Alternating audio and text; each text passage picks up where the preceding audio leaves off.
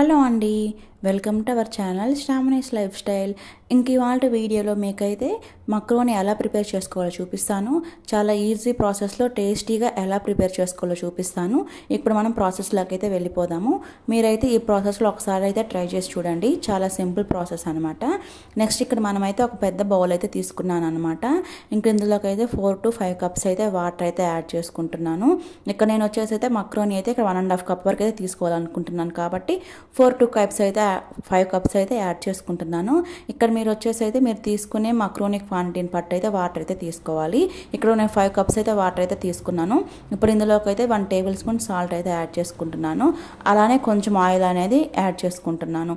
ఇలా మనము salt oil వేయడం వల్ల మనకి వేస్తాం కదా మక్రోని పాస్తాలు ఏమి ఎలా అయినా అనుకోవచ్చు, మక్రోని వేస్తాం కదా, అదైతే మనకి ఒకదానికొకటి స్టిక్ కాకుండా ఉంటాయి అన్నమాట. అందుకోసం మనము సాల్ట్ ఆయిల్ యాడ్ చేసుకుంటాము. అలాగే వాటర్ అనేది మంచిగా బాయిల్ అయిపోయిన తర్వాత అయితే 1.5 కప్ అయితే ఇక్కడ మక్రోని అయితే యాడ్ చేసుకున్నాను. దీన్ని అయితే మనం మంచిగా బాయిల్ చేసుకోవాలన్నమాట. మనకి ఈజీగా 6 to 7 minutes అయినా పడుతుంది అనమాట. కొంచెము బాయిల్ అవ్వడానికి కొంచెం లేటే పడుతుంది. చూసా కదా, ఇలాగ కొంచెం మెత్తగా అవ్వాలన్నమాట. అంతవరకు అయితే మనం ఉడికించుకోవాలి. లేకుంటే తినేటప్పుడు అయితే మనకి లోపల పచ్చిగా అలా ఉంటుంది. ఇలా మీరైతే చేతితో అన్నారంటే మనకి ఈజీగా అయితే స్మాష్ అయిపోవాలి. లేకుంటే మీరైతే ఒక టేస్ట్ చూసన్నా మీరు తీసుకోవచ్చు. ఇక్కడైతే మంచిగా మనకి ఉడికిపోయాయి అనమాట. ఇలా తీసేసుకొని స్ట్రెయిన్ చేసేసుకొని పైన అయితే కొంచెం కూల్ వాటర్ పోసేసుకొని ఇలా ప్లేట్లో ఆరబెట్టేసుకొని పక్కన పెట్టేసుకుంటున్నాను. కూల్ వాటర్ యాడ్ చేయడం వల్ల మనకి ఎక్కువ బాయిల్ అవ్వకుండా ఉంటాయి అనమాట. నేను ప్లేట్లోకి తీసుకొని పక్కన పెట్టేసుకున్నాను కదా.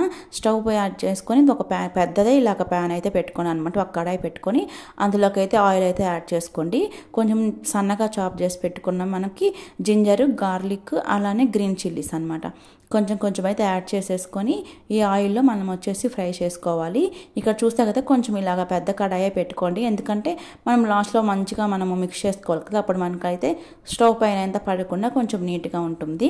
అవన్నీ మనకి మంచిగా ఫ్రై అయిపోయిన తర్వాత ఇలాగైతే కొంచెం పెద్ద సైజ్ అయితే ఆనియన్ని ఇలాగ సన్న పీసెస్లా కట్ చేసుకొని అయితే ఇందులోకి అయితే యాడ్ చేసుకున్నాను.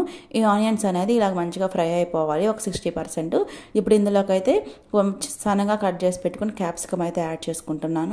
అలానే ఇందులోకి అయితే సన్నగా కట్ చేసి పెట్టుకున్న క్యారెట్ అయితే యాడ్ చేసుకుంటున్నాను. కొంచెం తీసుకోండి క్యాప్సికమ్, క్యారెట్ అనేది. నెక్స్ట్ ఇక్కడ టమాటోస్ అయితే కొంచెం మీడియం సైజు ఒక 2 అయితే తీసుకున్నాను.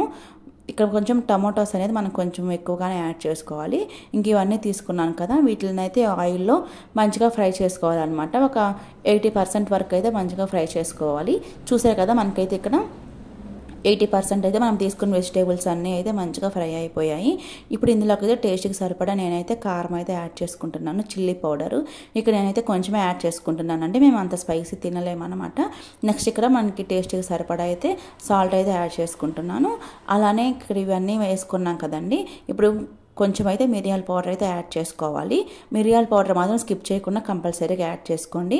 ఇంకా అలానే 1/2 టేబుల్ స్పూన్ వచ్చేసి గరం మసాలా, కొంచెం వచ్చేసి ఇక్కడ ధనియాల పౌడర్ అయితే యాడ్ చేసుకుంటున్నాను. ఇవన్నీ యాడ్ చేసుకున్నాం కదా. నెక్స్ట్ ఇక్కడ మనం వచ్చేసి అయితే వీటిని మనం తీసుకున్న పౌడర్స్ అన్నిటిని ఆయిల్ అనేది కొద్దిసేపు అలాగైతే ఆయిల్ అయితే ఫ్రై చేసేసుకోవాలన్నమాట. ఇక్కడ మీరైతే లో ఫ్లేమ్లో కానీ లేకుంటే మీడియం ఫ్లేమ్లో పెట్టి అయితే మీరు ఈ మసాలాలన్నీ ఫ్రై చేసుకోండి. లేకుంటే మనకైతే అంత టేస్టీగా ఉండదు అనమాట. ఇక్కడ చూస్తారు కదా, ఇక్కడైతే మనకి మంచిగా ఆయిల్ అనేది ఫ్రై అయిపోయాయి. నెక్స్ట్ ఇక్కడ నేను వచ్చేసి టమాటో కెచప్ అనమాట ఇక్కడైతే యాడ్ చేసుకుంటున్నాను. ఇక్కడ 2 స్పూన్స్ అయితే టమాటో కెచప్ అయితే యాడ్ చేసుకుంటున్నాను అనమాట. 2 టేబుల్ స్పూన్స్ అయితే ఇక్కడైతే 2 టేబుల్ స్పూన్స్ అయితే యాడ్ చేసుకున్నాను కదా.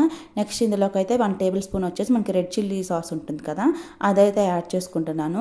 ఇక్కడ మీ దగ్గర ఇవి లేకుంటే మీరైతే టమాటోస్ అనేది కొంచెం ఎక్కువగా యాడ్ చేసుకొని, టమాటో కెచప్ లేదంటే మాత్రం టమాటోస్ అయితే కొంచెం ఎక్కువ యాడ్ చేసుకోండి. ఇక్కడ మనకి ఈ కెచప్స్ కానీ అయితే ఇంకా ఆయిల్లో కొద్దిసేపు అయితే ఇంకా అలాగా ఫ్రై చేసుకోవాలి. చూసారు కదా, ఇలాగ మనకి మంచి క్రీమీగా ఉంటుంది అనమాట. కొంచెము ఇలా ఫ్రై అయిపోయిన తర్వాత అయితే మనం ముందుగా బాయిల్ చేసి పెట్టుకున్నాం కదండి మక్రోని పాస్తా, అదైతే ఇందులోకి అయితే యాడ్ చేసుకుంటున్నాను. ఇప్పుడు మీరైతే హై ఫ్లేమ్లో పెట్టేసుకోవాలన్నమాట. స్టవ్ మాత్రం ఈ పాయింట్ మాత్రం కంపల్సరీగా గుర్తుంచుకోండి. ఇలాగైతే హై ఫ్లేమ్లో పెట్టేసుకొని అయితే మంచిగా టాస్ చేసుకోవాలి. ఇక చెప్పాం కదా కొంచెం పెద్ద కడాయి పెట్టుకోవాలని చెప్పేసి, కొంచెం పెద్ద కడాయి పెట్టుకుంటే ఇలా మనకి టాస్ చేసుకోవడానికి అయితే మనకి ఈజీగా ఉంటుందన్నమాట. మనకి సైడ్ స్టవ్ పైన అంతా పడకుండా నీట్గా ఉంటుంది. ఇలాగా హై ఫ్లేమ్లో పెట్టుకొని అయితే ఒక 2-3 మినిట్స్ అయినా మనం ఇలాగా ఫ్రై చేసుకుంటూనే ఉండాలి. అప్పుడే మనకు టేస్ట్ అనేది బాగుంటుంది. ఇంకా ఫైనల్గా అయితే కొంచెం కొత్తిమీర అయితే యాడ్ చేసేసుకుంటున్నాను. లేకుంటే మీ దగ్గర స్కిప్ చేసేయచ్చు అనమాట. కొత్తిమీర అయితే యాడ్ చేసేసుకున్న తర్వాత అయితే 1 మినిట్ అలాగా 1 మినిట్ అయితే ఇంకా అలాగా కొద్దిసేపు అలాగ మిక్స్ చేసేసుకొని స్టవ్ ఆపేసుకున్నామంటే మనకైతే మక్రోని అనేది ఇంకా రెడీ అనమాట. ఇంక ఇది వేడివేడిగా సర్వ్ చేసుకోవడం టేస్ట్ అయితే అద్దరిపోతుంది. మీకైతే ఈ రెసిపీ అయితే మీకు బ్రేక్ఫాస్ట్లోకి కానీ లేకుంటే స్నాక్గా పిల్లలకైతే ఎనీ టైంలో మనం అలా చిటికలో చేసి పెట్టేయచ్చు అనమాట. అంత సూపర్ డూపర్ ఈజీ రెసిపీ అనమాట. చూసారు కదా ఎంత సాఫ్ట్గా ఎంత కలర్ఫుల్గా ఉందో. ఇంక ఈ వీడియో కానీ నచ్చితే like, share and subscribe friends. By by. Thank you for watching.